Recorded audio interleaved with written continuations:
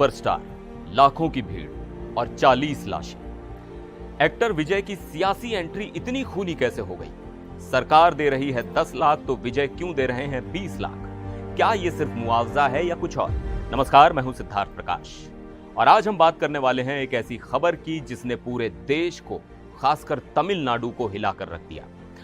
एक तरफ साउथ के सबसे बड़े सुपरस्टार्स में से एक थलपति विजय, जो अपनी राजनीतिक पारी की शुरुआत कर रहे हैं। उन्हें लाखों लोग देखने आए थे, लेकिन यही जश्न देखते ही देखते मातम में बदल गया। जी हाँ, हम बात कर रहे हैं तमिलनाडु के करूर में हुई उस भगदड़ की जिसमें अब तक 40 लोगों की जान जा चुकी है।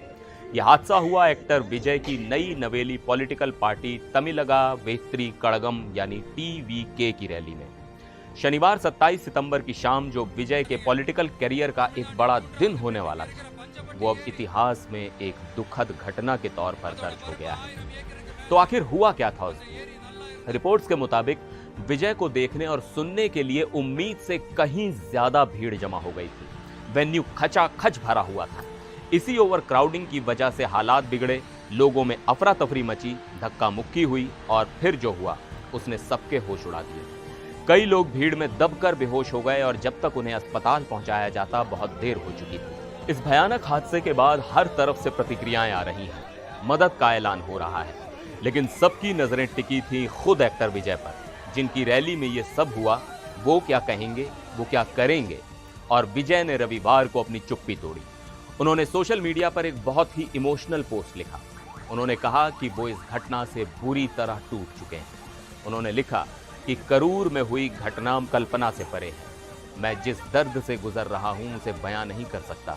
मेरी आंखें और मेरा मन दुख से भर गए हैं। रैली में मिले लोगों के चेहरे तब से मेरे दिमाग में घूम रहे हैं। विजय ने यह भी माना कि पैसों से किसी की जान की कीमत नहीं लगाई जा सकती, लेकिन इस मुश्किल घड़ी में पीड़ित परिवारों के साथ खड़ा होना उनका फर्ज है।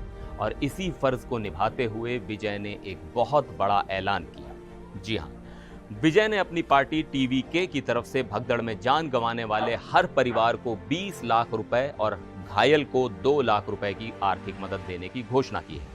अब यह अमाउंट इसलिए खास हो जाता है क्योंकि ये सरकार द्वारा दिए जा रहे मुआवजे से 2 गुना है।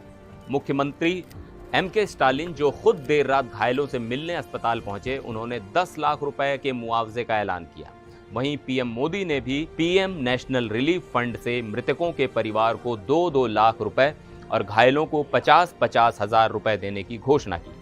लेकिन विजय ने सबसे आगे बढ़कर 20 लाख रुपए का ऐलान किया है। अब सवाल ये उठता है कि विजय का ये कदम क्या दिखाता है? क्या ये उनकी तरफ से अपनी जिम्मेदारी कबूल करने का एक तरीका है, या फिर ये राजनीति का एक मास्टर स्ट्रोक है, ये दिखाने के लिए कि वो लोगों की परवाह सरकार से भी ज्यादा करते हैं? आपकी इस पर क्या राय है? हमें कमेंट्स में जरूर बताइएगा। खैर, इस मामले में सिर्फ मुआवजे का ऐलान ही नहीं हुआ है, बल्कि अब एक्शन भी शुरू हो गया है। करूर के कलेक्टर M थंगवेल ने 40 मौतों की पुष्टि की है। मुख्यमंत्री MK स्टालिन ने इस पूरे मामले की जांच के लिए एक सदस्यीय जांच आयोग का गठन भी कर दिया है।